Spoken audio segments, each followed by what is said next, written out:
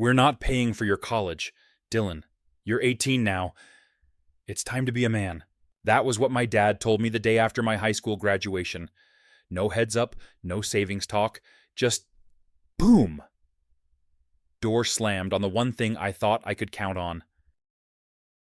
It's wild how a single sentence can reshape your entire path. I remember standing there with my acceptance letter to MIT still fresh in my hand. My mom was folding laundry like she hadn't just watched my future crumble in real time. Dad was eating a Pop-Tart. Didn't even make eye contact. WTF? They had the nerve to say it was about principles, about building character, about how they made it on their own, and that I should too. Yeah, no one mentioned that they didn't have student loans up the ass in the 70s. Meanwhile, my sister, Sienna. She was 13 back then, still being driven around to private dance lessons, birthday trips to Disneyland, and weekly manicures with my mom.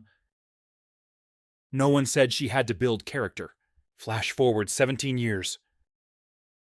I'm 35 now, got a stable job in AI engineering, solid paycheck, nice apartment in San Francisco. No debt thanks to years of grinding through scholarships, student loans, and ramen dinners. I clawed my way up. Weirdly, I've been on okay terms with my parents lately. Not close, but we talked. Holidays, birthdays, the occasional Sunday check-in call. I kept my distance, but I wasn't bitter. Or so I thought.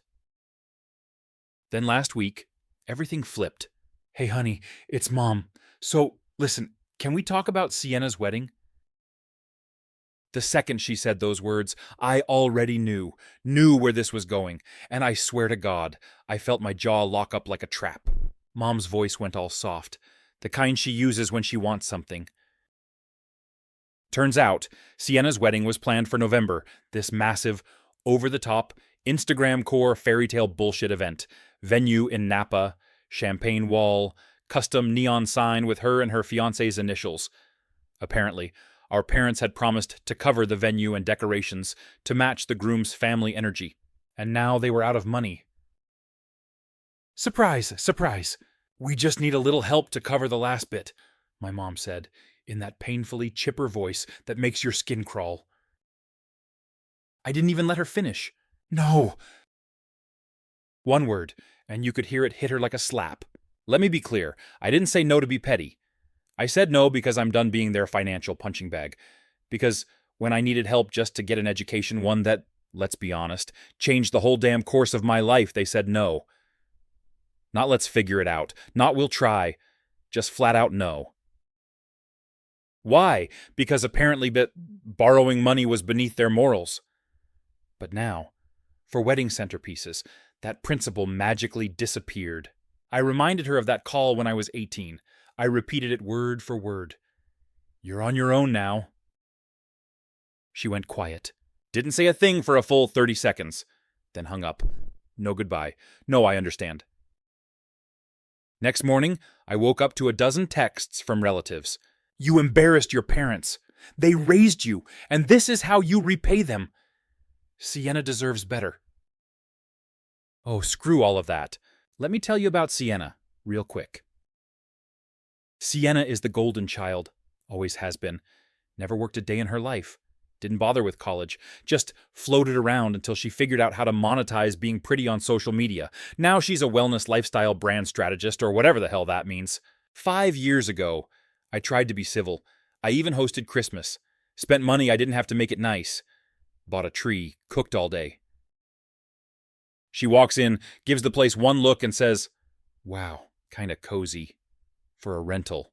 Then spent the entire night bragging about her boyfriend's house with a pool and a second-floor balcony just for sunset yoga. All while drinking the wine I bought and making fun of the dishes I cooked. I told her, and I quote, if it's not up to your standards, the door's right there. She left, and we haven't spoken since... So no, I'm not paying for your damn flower wall. Sienna, you're marrying a tech VC. Figure it out. This morning, my parents showed up at my apartment. Like, physically showed up. I opened the door, still half asleep, wearing sweats and a coffee mug that said, "Do not disturb." They looked embarrassed, like little kids after detention. Dad went straight in, because of you. We're uninvited from the wedding. Wait, what? Apparently, after they told Sienna they couldn't cover the whole thing anymore and needed help from her and the groom's parents, she lost it. Full meltdown. Said they'd humiliate her in front of her in-laws, screamed, stormed off, and then told them not to bother showing up. Not my problem. I didn't tell them to promise the moon. I didn't tell them to fake rich energy to match some trust fund bros from Palo Alto. I told them that straight up you made your bed, lay in it. They didn't like that. Mom cried. Dad muttered something about ungrateful kids. I let them rant. Then I asked them one thing. Why is her happiness more important than my future ever was? They didn't answer. They just left. 2 days later, guess who showed up? Sienna. Yep. My sister. The one who hadn't said a single word to me in over 5 years. The same sister who mocked my apartment, then dipped out mid-dinner like she was allergic to humility. Standing in my hallway like she'd just swung by to borrow sugar. I opened the door, and my gut reaction was to slam it shut. But curiosity won. She looked weirdly calm, hair curled, full face of makeup like she was walking into a PR meeting, and she had that fake I'm trying to be relatable smile. I leaned against the doorframe and just stared at her. Hey, she said. I raised my eyebrows. Wow, 5 years and you start with hey. She sighed like I was the difficult one. I just wanted to talk, if you'll let me. Now, something in me screamed, don't do it, she's not here for peace. She's here for something. But a darker part of me wanted to see where she'd go with it, so I stepped aside. She sat on the edge of my couch like it was made of barbed wire. Legs crossed tight, arms hugging her designer bag like it had feelings. She looked around the apartment. Slower this time. No rude comments, no smirks, just quiet. I owe you an apology, she said, a real one. I blinked. Okay, go ahead. And she launched into this monologue about how she was young, immature, didn't realize how cruel she'd been, blamed a lot of it on Mom and Dad never correcting her, talked about how much she's changed, how starting her own business, planning a wedding, and dealing with stress made her reflect. She even said she knew I had every reason to hate her. I listened. I really did. And I'll be honest, for a second, I wanted to believe it, that she'd grown up, that maybe something had finally clicked in her head. Then she said it, but I really need your help. Boom, there it was. That was the real reason she came. She told me after the whole blow-up with our parents, they pulled out of the wedding entirely, and now she was stuck with unpaid deposits, vendors canceling, and her fiancé's parents giving her the side-eye like she was some kind of gold digger. I just need help covering one piece, she said. I'll pay you back. I swear. I'll even sign something. I laughed, not fake laughed, like full, hollow, from the gut laugh. You practiced that apology in the mirror, didn't you? I asked. Whole thing was a setup. Her face dropped, like she thought she was doing a great job, and now the audience wasn't clapping. I meant every word. No, you didn't. You meant the part where you need money. That's it. Everything else, background music. She tried to shift gears. I get it. You don't trust me, but this wedding means a lot to me. And I wanted to start over. With you. I stood up. Not in a dramatic way, just done. This isn't a sibling reconciliation movie, Sienna. You didn't come here to make peace. You came here because your parents burned out, and you're running out of people to guilt. She started to say something else, but I cut her off. You called me selfish for not helping them. Remember that? Well, now you're here doing the exact same thing. What does that make you? She got defensive, switched from sweet to sharp in seconds. You're being dramatic. It's not like I'm asking you for a house. I just need a loan. Sienna, I said, you're not entitled to anything from me. Not money, not attention, not even my time. That's when she snapped, you think you're better than everyone because you've got a tech job and a Tesla. Please, you're still the same lonely little nerd who couldn't take a joke. Wow, you'd think after all this time she'd evolve, but nah, still using the same insults from high school. All right, I said, opening the door. We're done here. She didn't move at first. Then she stood up slowly, tossed her hair like she was in a shampoo ad, and stomped out in her $900 heels. Before leaving, she turned around and hissed, "You'll regret this." I smiled. No, I really won't. And I shut the door. 2 days after that, I got a wedding invitation in the mail. From Sienna. I stared at it like it was a bomb. She literally threatened me 2 days ago. Now she's inviting me to the happiest day of her life. I texted her, "You send this to the wrong address." No reply. 4 hours later, she finally called. She was weirdly calm, again. I meant it. She said, "The apology, I was just stressed. I didn't handle things well." I said, "Nothing. I'm not asking for anything anymore. I figured things out. I just wanted you there." I paused. "You figured things out, like, financially?" "Yeah," she said. "I found someone who could help." That sent a chill down my spine, because I knew what she meant. She went to the groom's parents, and it killed her inside. I could hear it.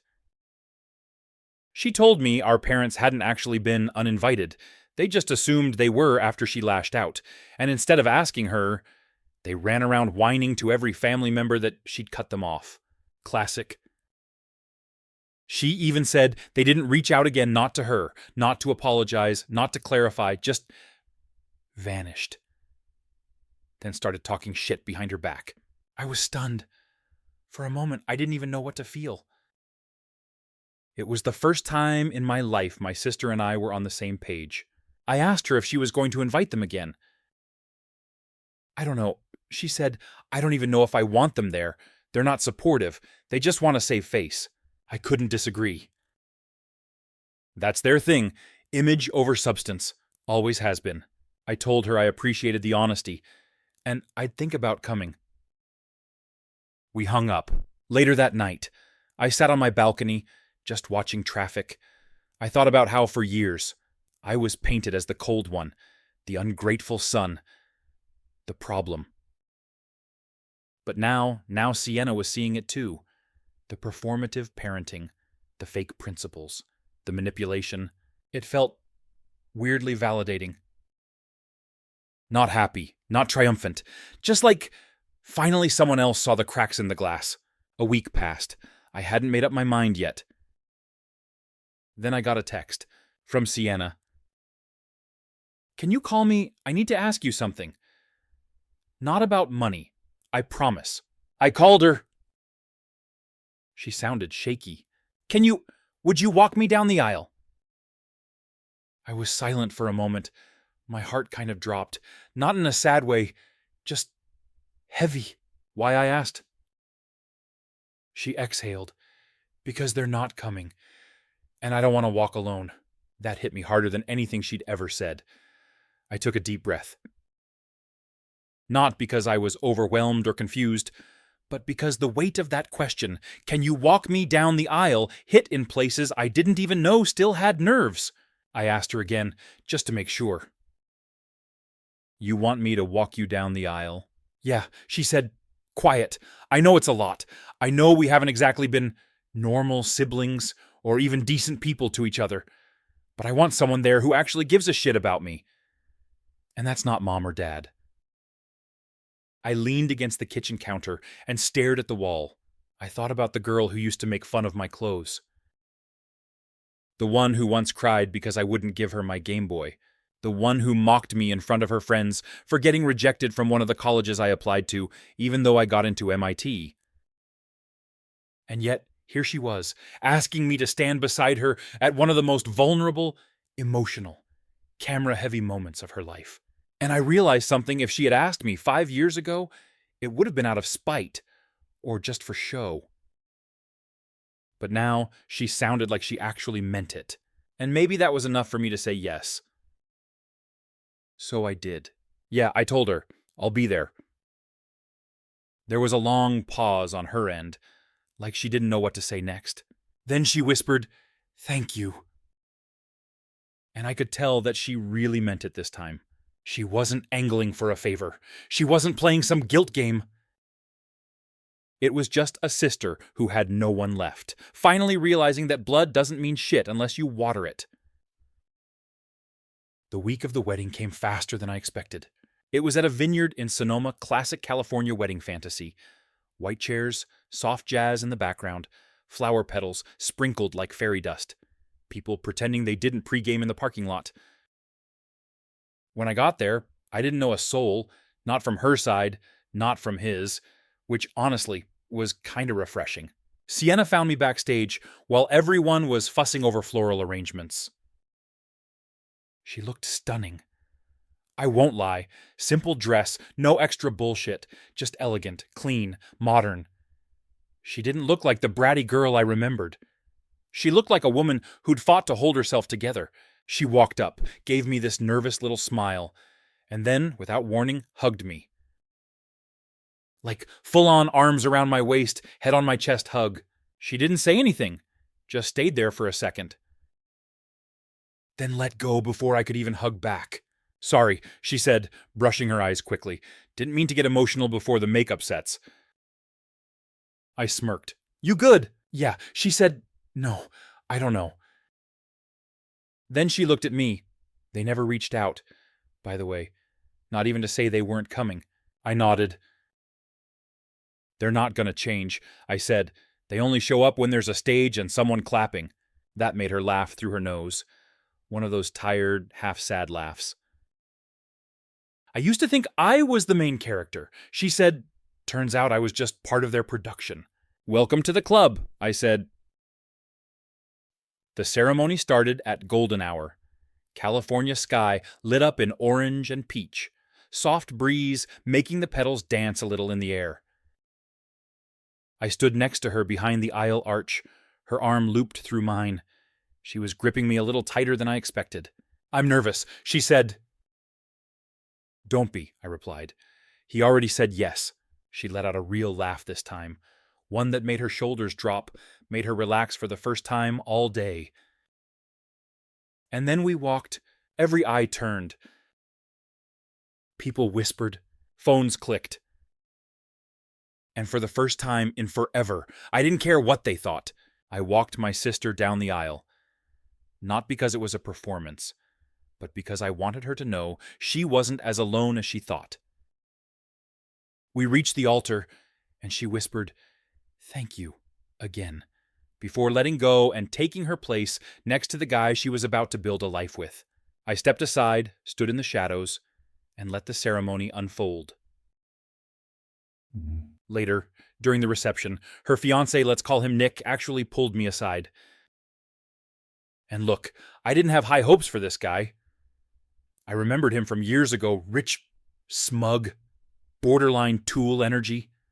But something in his eyes looked different now. He clinked his glass and said, "Hey, meh, I owe you a long overdue apology." I raised an eyebrow. "For what?" "You know," he said, "being a dick to you back in the day, making jokes about your place, letting Sienna run her mouth. I should have said something, but I didn't, and I'm sorry." He said it so matter-of-factly that I didn't even know how to respond at first, so I just nodded. "Thanks." He smiled. "Glad you're here. She's better when you're around. I can tell." Honestly, that hit me. Not in a cheesy way, just in that weird, throat-tightening way when someone unexpectedly acknowledges something you weren't even sure anyone noticed. I stuck around longer than I planned, talked to a few of the guests, had a drink or two, didn't dance. Obviously, I'm not that much of a changed man. Eventually. I was heading to my car when I saw Sienna sitting alone outside near the string lights. Dress a little wrinkled, heels off, bouquet on the bench next to her. She looked peaceful, exhausted, but peaceful. I walked over and sat down beside her. She didn't say anything right away, just handed me half a cupcake from her plate. We ate in silence. Then she said, "You think it's weird I didn't invite the rest of the family?" "No," I said. "I think it's weird you're still thinking about it." She nodded. They're probably somewhere telling people I cut them off. Probably. I said, they're good at rewriting history. I used to defend them. You know, she said, quieter now. I thought I was protecting something sacred. But I was just trying not to see the truth. I looked at her, and what's that? They never really protected us. They just protected the image. That silence that followed heavy. Not painful, just quiet understanding. She leaned her head on my shoulder for a second. I'm glad you're here, she said. Me too, and I meant it. Not because everything was magically fixed, not because we were suddenly some Hallmark siblings, but because for the first time in our messed up lives, we showed up for each other without needing to perform. No strings, no conditions, no debt, just presence. And sometimes that's enough. Back home that night, I poured a whiskey, sat on my balcony again, and just breathed. I knew things wouldn't be perfect. But the strange thing is, I didn't need them to be. My parents were still who they were. Distant, proud, exhaustingly performative. But I wasn't under their thumb anymore. And Sienna, for once, she'd stopped trying to win their approval, stopped trying to outshine them, outstage them, outmoney them. She just wanted to be her, and weirdly enough, I wanted that for her too. Because if we're not the versions they created, maybe we still have a shot at being the versions we create for ourselves. Together. However long that lasts, 3 weeks went by after the wedding, and honestly, I thought that was the end of it. Things had quieted down. I was back at work, buried in code and late-night bug fixes, and I even started running again, which I hadn't done since my knees made that little crunchy sound walking upstairs. Sienna and I weren't texting daily or anything, but she'd sent me a couple photos from the honeymoon, a few selfies in Greece. A picture of a goat with the caption, "This one reminds me of you," and one blurry shot of her husband trying to take a serious photo while a seagull stole his food. We weren't best friends. We weren't suddenly healed. But something had shifted. Like we were on the same team now, same weathered battlefield, different trenches.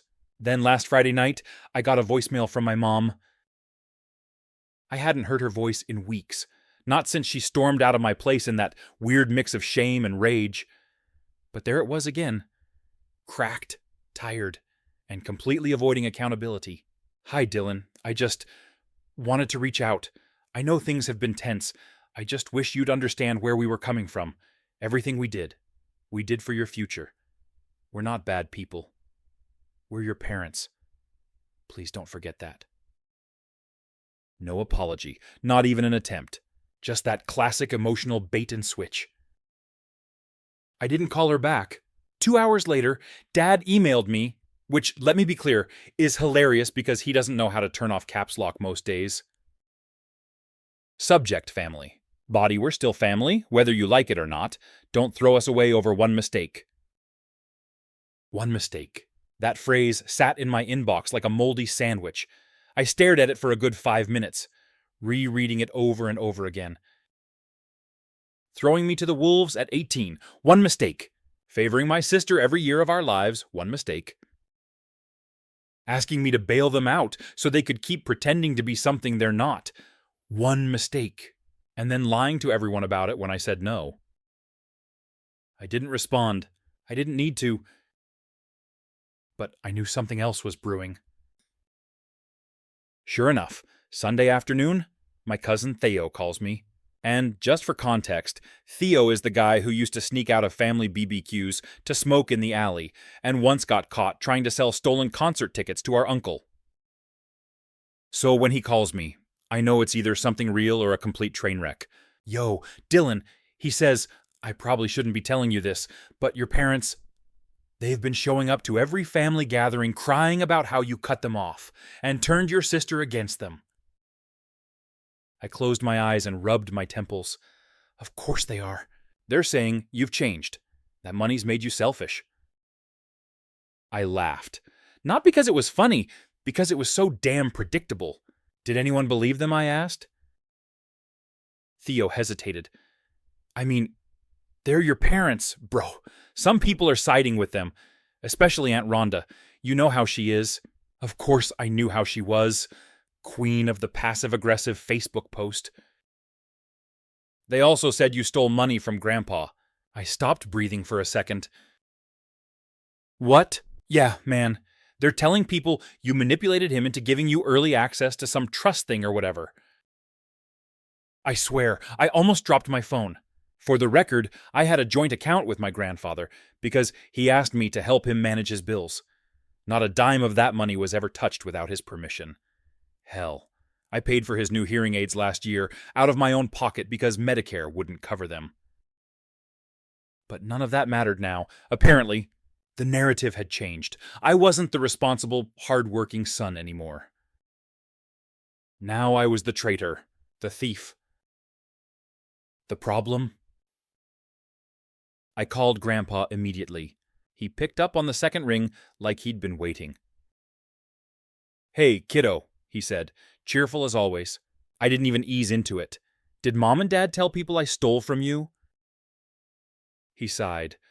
They're upset, that's all. Did they say it? He didn't answer. Grandpa, I said, voice flat, yes or no? Yes, he said, but I set them straight. That hurt more than I expected. I don't know why. Maybe because I thought he'd be the last one they'd drag into this. I'm sorry they're saying those things, he added. I'm proud of you, always have been. You know that, right? Yeah, I said, thanks. You want me to talk to the family? I thought about it. And then I shook my head, even though he couldn't see me. No, I'll handle it.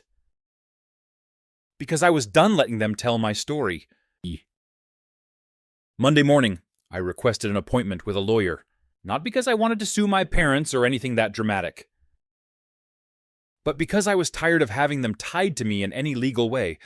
I wanted my name off anything we still shared, old bank accounts, the property deed to the cabin we inherited from my grandfather's brother, any weird insurance policies or estate plans they might try to drag me into. I wanted clean lines.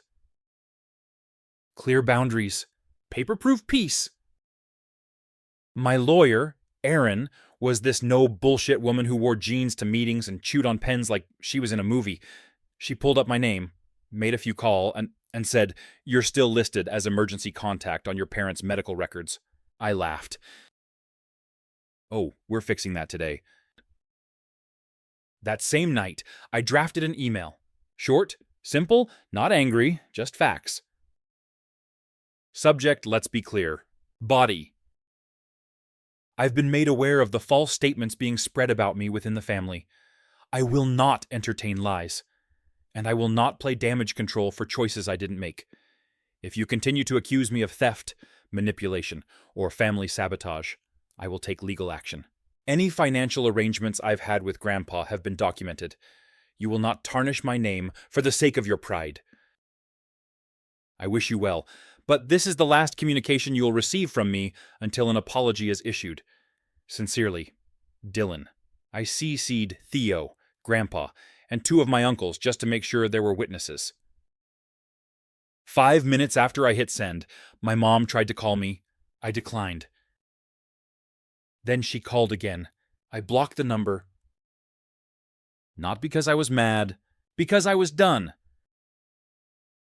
3 days later, I got a package in the mail. No return address. Inside, a stack of printed photos from the wedding.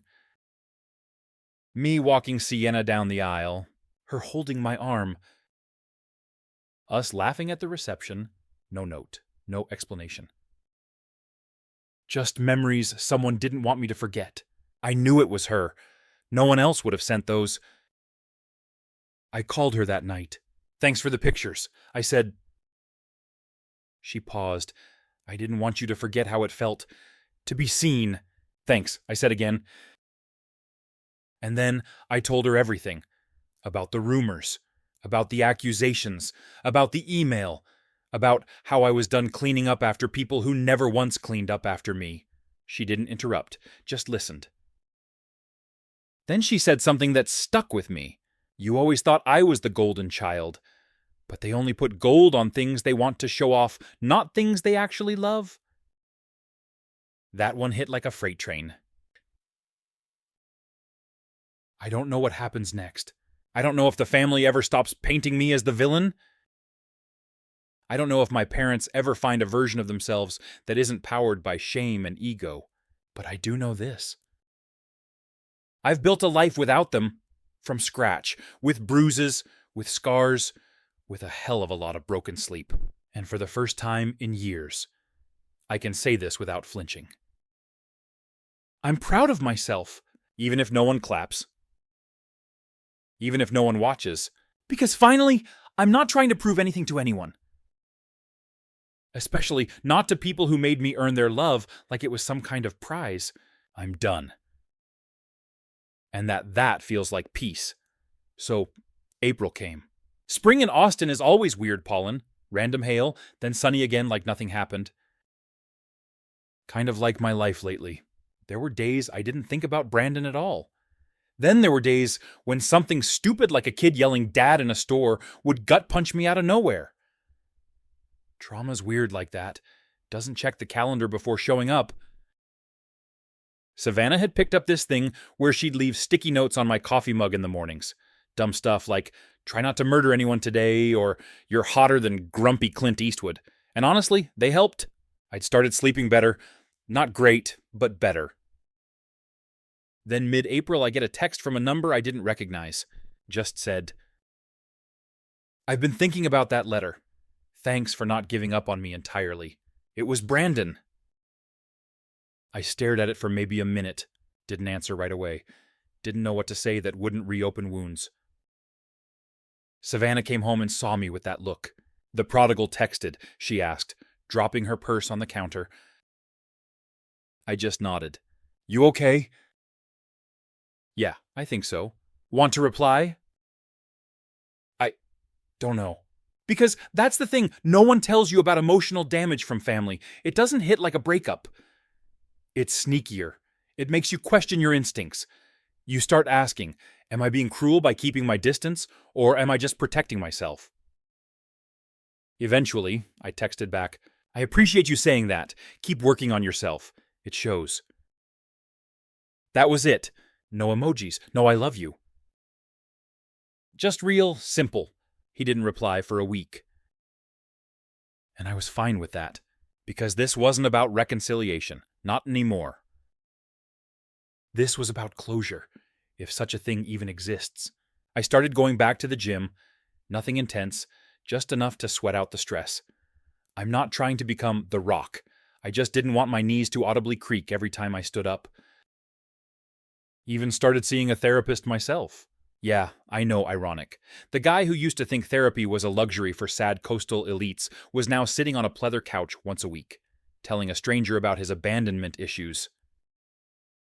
Her name's Kira, mid-30s, calm voice, wears those round glasses that make her look like she's permanently deep in thought. She doesn't say a lot, which I actually appreciate. She just listens, like, really listens. In one session, I told her, "I keep thinking about all the stuff I did. Not the bad stuff, the good stuff, like staying up with Brandon during his panic attacks in college, driving 4 hours to bail him out of that fight he didn't start. And somehow, he remembers none of that. Just this narrative that I was some cold, controlling bastard who replaced his mom too fast." She nodded and said, "Memory gets rewritten to match the emotion we need to justify, especially in trauma." That hit hard. Another session. I said, "I still love him, but I don't like him. Is that wrong?" She shook her head. "That's called boundaries. It's healthy." So yeah, therapy's helped. But what helped more? This one random Sunday morning in May, Savannah and I were at this little farmer's market downtown. We go there a lot. It's our version of church. Local bread, fresh flowers, some weird guy playing acoustic covers of 90s hip-hop. We were browsing when this kid couldn't have been more than 5, tugged on his dad's sleeve and said, "That guy looks like Grandpa." I turned and saw the dad laugh. just a regular moment. And it crushed me. Not because I want grandkids. Hell no, I'm not ready to babysit some sticky-fingered goblin every weekend. But because I realized I might never be that guy. The one who tosses a kid on his shoulders and says, "Let's go get ice cream, bud." Brandon took that away. No, not took, he threw it away. All those years of imagining a future, watching his kid grow up, maybe teaching them to ride a bike, bribing them with cookies to tell me family secrets. Gone. Poof! Savannah saw the look on my face and didn't even ask. She just looped her arm through mine and kissed my shoulder. Didn't need words. That's the thing about being with someone who's walked through fire with you. They know when to talk and when to just be there. The next week, I got a message from my niece, same one who posted all the wedding chaos updates. She said Brandon had started volunteering somewhere, some halfway house for at-risk youth, said he was teaching art classes twice a week and had actually stuck with it longer than a month. Part of me was like, okay, cool. Another part of me was like, so that doesn't undo everything. Because this is the gray area no one talks about. People can grow and still owe you an apology. They can do good things now and still have done real damage before. Redemption and accountability aren't mutually exclusive. And I wasn't about to clap just because he stopped being a disaster for 5 minutes. Still, it was something. Late May, I was fixing the fence out back. Texas storms are unforgiving when Savannah came out with her phone. "You're going to want to see this," she said. It was a video. Brandon, standing in front of a room full of teens at the halfway house. He was telling a story about pain, about losing himself, about hurting people who cared because he was too ashamed to admit he needed help. Then he said, "There's someone I hurt more than anyone. My dad." I didn't just push him away. I tried to rewrite our whole history so I wouldn't feel guilty. I turned him into the villain because it made it easier to ignore what I did. But I see it now. He was the one who showed up, over and over. And I burned that bridge like it was my right. But I was just scared he'd stop loving me if he saw the real me. Truth is, he already had and he still stayed. My throat tightened. Savannah paused the video and looked at me. "You okay?" I nodded, then said, "I'm going to finish the fence." Which is code for I'm emotionally imploding, but I need to hammer things. That night, I watched the video again. Twice. Still didn't call him. Still didn't text. Because I wasn't ready. Not yet. This wasn't a Disney movie where the music swells and everyone hugs and forgives. This was real life. People don't just walk back into your heart like nothing happened. They stand at the door and wait. And for the first time, I felt like Brandon might actually be waiting. Not demanding, not manipulating, just there, willing to earn it. And honestly, that mattered more than anything he ever said before.